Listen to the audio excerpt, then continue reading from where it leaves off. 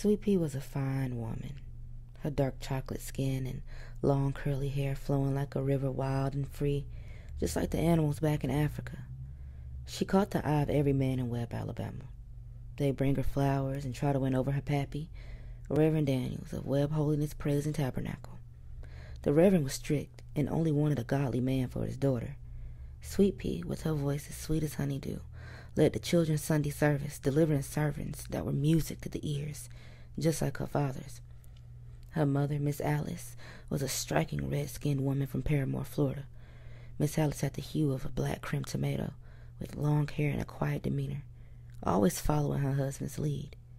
When Sweet Pea turned 18, every man in Webb started making offers for her hand in marriage. Reverend Daniels was adamant. Only a man of God for my girl. One day, Sweet Pea was combing her hair when she heard a knock. Her father answered, and a man's voice said, "Johnny N is my name, and God is the only man I serve." Sweet Pea, curious, peered from the hallway. Her mother whispered, "This might be the one, child. He handsome." Sweet Pea stepped forward, smiled, and introduced herself to Johnny N, a tall, lean man with dark skin and a bright smile. She nudged her mother and winked, signaling her approval.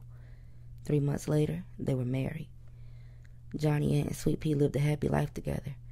They'd go on picnics, shrimp together, and Sweet Pea cooked them breakfast, lunch, and dinner every day. Their shrimp was fresh, and they sold it at the local market. Johnny suggested that Sweet Pea stay home from now on and focus on being a mother, saying a woman shouldn't be out here playing in water when she should be playing with children.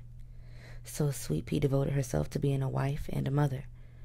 As time passed, not only did they not have children, but Johnny also came home later and later.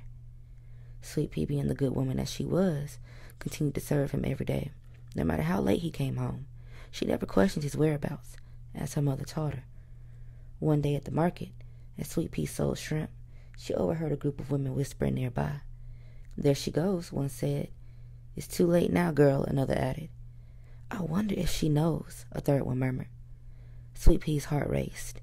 She stormed over, ripping off her sweaty towel. "Now just who y'all talking about?" she demanded. The women giggled, and one in red dress with the red lipstick and red flowers said, "Ask your husband." They all began to laugh.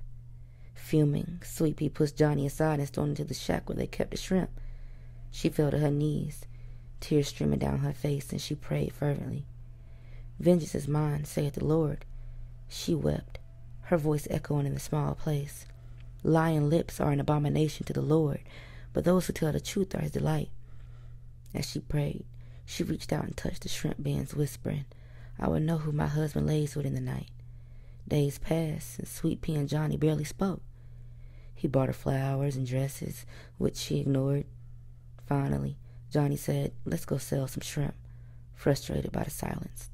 Sweet Pea agreed, got dressed, and they headed to the market. They sold all their shrimp, the best they'd done in months. Johnny was ecstatic, skipping home with joy. Sweet Pea remained indifferent, just wanting to go to bed. Their night, that peaceful rest they were having, was shattered by frenzies and screaming and banging. "What's going on?" Sweet Pea asked, half asleep. Johnny grabbed his gun, and Sweet Pea took a candle for light. "Johnny! Johnny!" Outside, 5 women in red stood in a frenzy, screaming Johnny's name, pulling out their hair and banging their heads on the wall.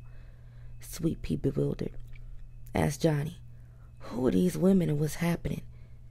As she began to look closer, she recognized one of the women, the same one who had snickered at her at the market. The women were weeping and declaring their love for Johnny, professing their willingness to die for him. Sweet Pea and Johnny exchanged a final glance, and with the shotgun in his hand, Johnny simply said, "Goodbye."